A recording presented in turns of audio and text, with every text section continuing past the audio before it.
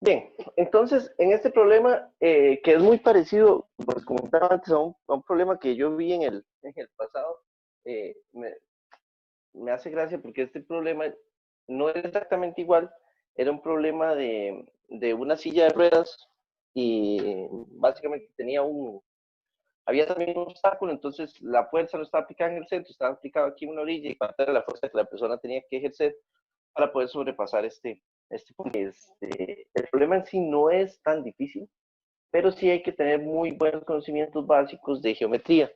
Entonces, a la hora de resolver la teoría física propiamente, los conceptos físicos, no es complicado, pero las bases tienen que estar bastante claras. Entonces, es un problema más geométrico que otra cosa.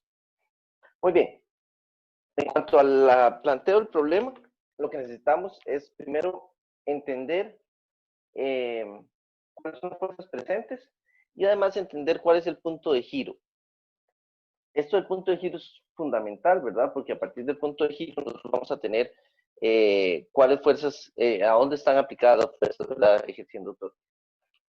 Claramente, el punto de giro va a ser acá. ¿Por qué claramente? Bueno, tal vez no sea tan claro, pero en el momento en el que la rueda llega a ese punto, ustedes tienen que aplicar una fuerza extra para que esto haga así, ¿verdad? Para que todo el rodillo se mueva de esta forma. Entonces vamos a colocar ahí el punto de giro. De manera que tenemos una fuerza aplicada a una distancia R. Aquí vamos a tener a R.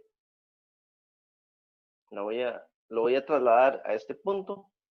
Ya vamos a ver por qué. Además tenemos acá el peso que va hacia abajo. MG. Que también se aplica a una distancia R. Esas son las dos fuerzas. Y además, y aquí esto también es otra parte que los puede ejercer dudas, es con respecto a las normales. Normales lo digo en plural, hay dos normales, ¿verdad? Hay una normal en este punto de acá, le voy a llamar N, N1, lo voy a poner acá, y hay claramente otra normal aquí que va para acá, N2. Ahora, N2 no ejerce torque, ¿verdad? N2 está ahí, eh, pasa sobre el punto de giro, por lo tanto N2 no ejerce ningún torque. N1 sí podríamos pensar que se encuentra a una distancia aquí, podemos llamarle X, y que podría estar generando torque. Pero vean que en el problema nos dicen que hay que buscar la fuerza para hacerlo pasar por encima del obstáculo. ¿Qué implica que tenga que pasar por encima del obstáculo? Pues básicamente que en este punto se va a levantar. Por lo tanto, N1 va a desaparecer. Entonces, la fuerza mínima necesaria se va a dar, F mínimo, ocurre cuando N1 es igual a 0. Entonces, si uno hace todo el análisis de torques y de fuerzas, asumiendo que N1 es igual a 0, vamos a obtener la fuerza mínima para que este objeto se empiece a rotar. Ahora, hablamos de F mínima. ¿Qué pasaría si tuviéramos una F aún mayor? ¿Qué ocurriría si la fuerza que tenemos es mayor a F mínima? Nada más, cuando hacemos la sumatoria de torques, lo que tendríamos es que vamos a tener un movimiento acelerado, que este no es el caso. Aquí vamos a usar el punto en estática cuando está a punto de moverse aceleradamente. Entonces, por eso lo tratamos como un objeto en estática. ¿De acuerdo? Profe, Entonces, sí, yo tengo una duda, digamos. O sea, al ser la sumatoria de torques, digamos, para que el objeto sí se mueva diferente de cero, no habría una aceleración. por eso, sí, sí, sí. O sea, si esta F es mayor a F mínima, habría una aceleración. Pero en el punto mínimo, vamos a asumir no hay aceleración. A partir de ese punto, si usted aumenta la fuerza, vamos a tener una aceleración. Ah, ok, ok, gracias. Por eso les digo F mínimo aquí. ¿De acuerdo? Muy bien. Sí, Entonces, sí. si hacemos, ok, el problema nada más nos hacen preguntas con respecto a la fuerza F. No nos hacen preguntas de N2. Como, ¿se acuerdan ustedes que cuando resolvimos el problema o los dos problemas que resolvimos la vez pasada, eh, si uno tiene la, si uno hace la sumatoria de torques, uno elimina una constante, la constante que se aplica justamente en el punto de giro, y a partir de ella calcula otras fuerzas. Y después, cuando hace una sumatoria de fuerzas, puede determinar cuáles son esas fuerzas que se encontraban en el punto de giro. Vean que la fuerza que vamos a eliminar a partir de los torques es esta normal 2. En el problema, así como está especificado, no nos preguntan nada sobre la normal 2. Entonces, de hecho, este problema no es necesario hacer sumatoria de fuerzas, porque no andamos buscando N2. Si en el problema nos hubieran preguntado por N2, entonces sí podemos hacer sumatoria de fuerzas y calcular cuánto es la N2 en X y N2 en Y. Pero en este caso no nos hacen preguntas de esto, entonces no hay necesidad. Por lo tanto, nada más nada más vamos a hacer la sumatoria de torques. Si no hace sumatoria de torques, sabemos que esto tiene que ser igual a 0, como por lo que ya explicamos, estamos en el punto mínimo, y entonces vamos a tener a R cruz F, vean que este torque producido por F va a ser negativo, entonces me queda menos RF por el seno de zeta, donde zeta va a ser esto que está acá. Ahorita vamos a trabajar, a jugar bastante con estos ángulos. Y el otro es R cruz MG, que este sí me queda positivo, entonces me queda más R MG por el seno, y yo voy a llamar a esto phi. Este ángulo de acá va a ser phi. Y esto así lo voy a hacer. Ahora bien, ven que conocemos H acá, y únicamente es eso lo que conocemos. Entonces, tenemos que encontrar relaciones entre ángulos y distancias. Aquí voy a tener un valor X, aquí voy a tener un valor Y, los voy a llamar así nada más X y Y, donde vean que Y, por ejemplo, va a ser igual a R menos H. Vean que aquí está R, ¿verdad? También.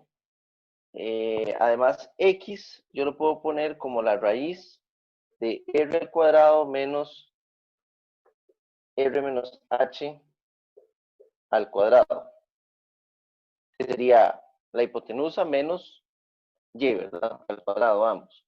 Entonces de aquí yo puedo reacomodar esto.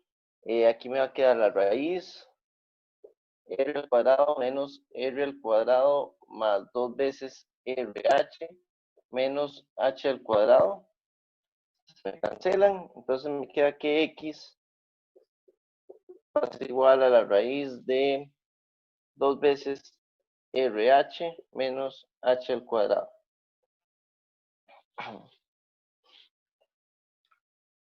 Ahora bien,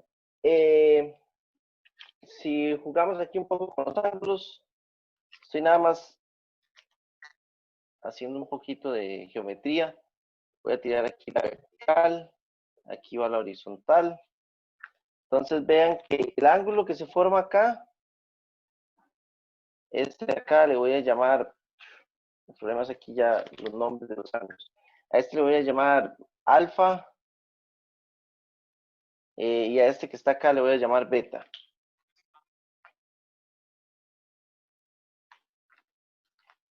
Este de acá es beta. Entonces, alfa es este que está aquí y beta es este que está acá. De manera que yo puedo decir entonces que zeta va a ser igual a 90 más alfa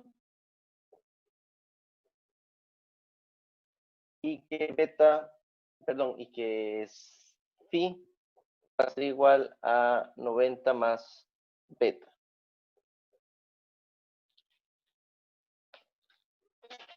Muy bien, entonces recuerden que si uno tiene una sumatoria de una suma de ángulos en el seno, entonces esto se puede simplificar por la razón esta de seno de A más B es igual al seno de A por el coseno de B más el seno de B por el coseno de A.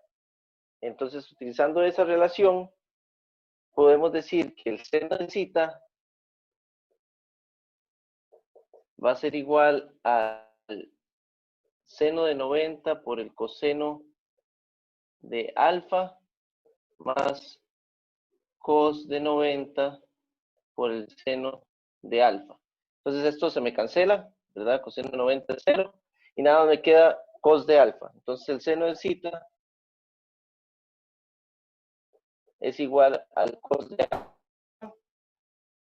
Y utilizando la misma relación, en el caso del seno de phi va a ser igual al cos de beta. Entonces, ahora sí, lo único que necesito es encontrar relaciones del cos de alfa y el cos de beta. Entonces, viendo, aquí está alfa y aquí está beta, entonces el coseno de alfa va a ser igual a este valor de acá, cos de alfa, va a ser igual a y, que era r menos h, sobre r, y el cos de beta va a ser igual a x sobre r, que sería la raíz de 2rh menos h al cuadrado sobre r. Y esta es la parte difícil del problema. Ahora sí, nada más sustituimos aquí valores y entonces calculamos para la fuerza. Voy a borrar aquí el enunciado.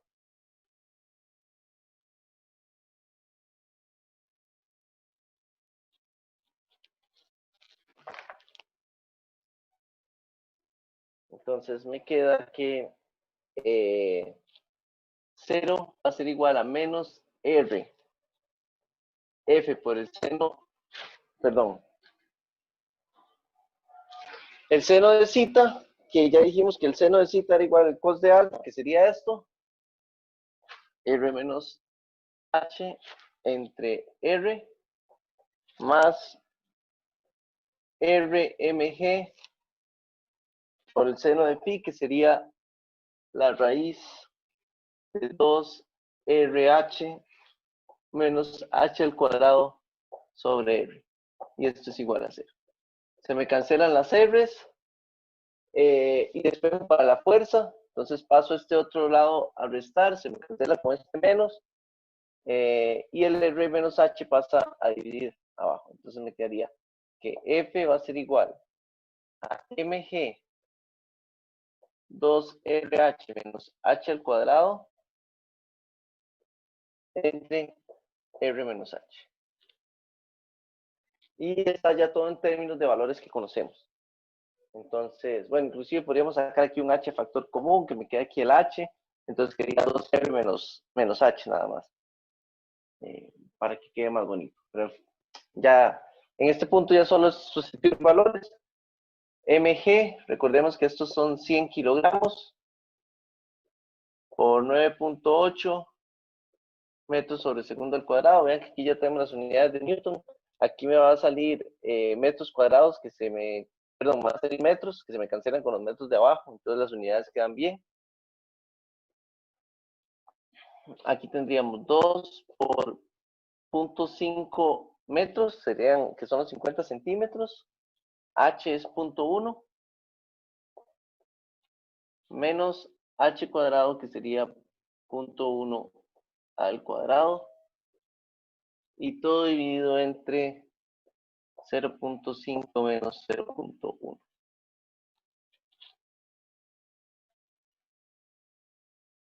Los puntos que se vean claros.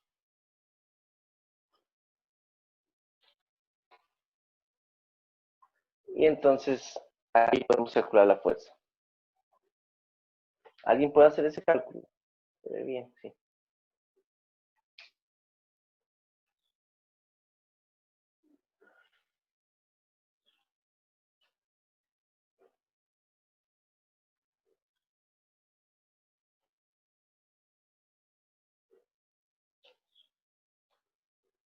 ¿Algún voluntario por ahí?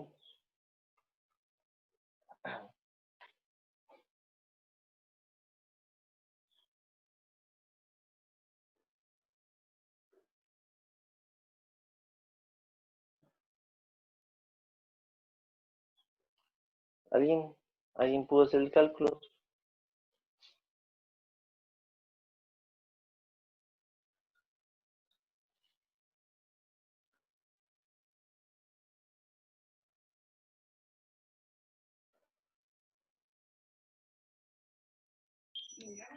$735 me da mi profe.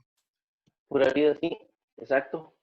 A mí me dio lo mismo, 735 minutos. Entonces, bueno, de hecho, es una fuerza equivalente a más o menos como 80 kilogramos o algo así. Lo cual es un poquillo sorprendente porque el peso del rodillo es de 100 kilogramos. Entonces, bueno, es interesante porque de cierta forma no es lo mismo que alzar los 100 kilogramos, ¿verdad? Tenemos un torque ahí que nos ayuda. Entonces aquí esta altura de acá, este obstáculo nos está haciendo una palanca que nos permite alzar el objeto de una manera más fácil, que no tener que alzar los 100 kilogramos completamente. Que esta es una de las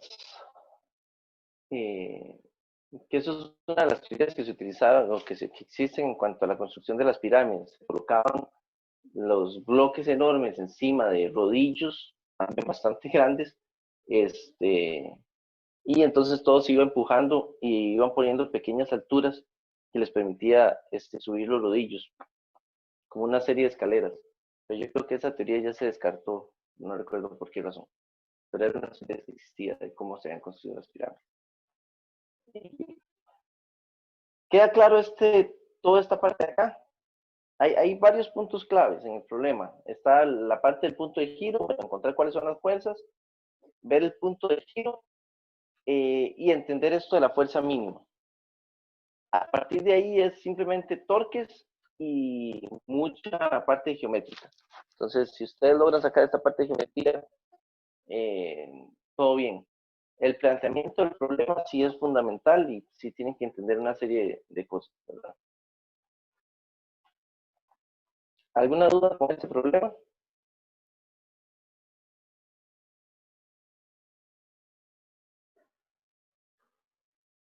No, claro.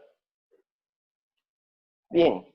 En ese caso, entonces, si no tenemos más dudas, pasaré directamente a la parte de cantidad de movimiento angular o momento angular, como lo quieran llamar.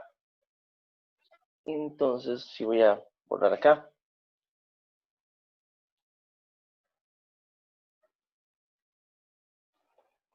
De hecho, este problema, bueno, a mí me gusta resolverlo de esta forma, ¿verdad? Donde uno trata los torques formalmente, viendo los vectores tal cual, ¿verdad? Tanto el R como el, la fuerza. En muchas ocasiones, ustedes se pueden encontrar en soluciones de otro tipo de problemas, pero que involucren torques, que ellos directamente hablan nada más del brazo de palanca. Entonces hacen cálculos a partir de los brazos de palanca. Y recuerden que el brazo de palanca sería la distancia perpendicular que hay desde el punto de giro hasta hasta donde se aplica la fuerza, ¿verdad? De esta manera también se puede obtener el problema, se puede hacer los cálculos, y entonces, bueno, van a tener que hacer el mismo procedimiento porque tienen que calcular tanto el Y como el X, y a partir del Y y el X, sabiendo de cómo actúan las fuerzas, entonces ustedes saben que el brazo de palanca a la fuerza F iba a ser la altura Y, y el brazo de palanca para la fuerza mg va a ser la distancia x. Entonces nada más multiplican f por y mg por x. Y entonces pues les tiene que dar el mismo resultado claramente, porque ustedes lo que están haciendo es calculando el r por el seno de cita o el seno de beta. A mí me gusta más trabajar la parte formal, hacer todo el procedimiento del cálculo de los ángulos antes de solo ver el brazo de palanca. Pero conceptualmente es lo mismo, ¿verdad? Usted está multiplicando el R por el ángulo o por el seno del ángulo y eso le tiene que dar el brazo de palanca.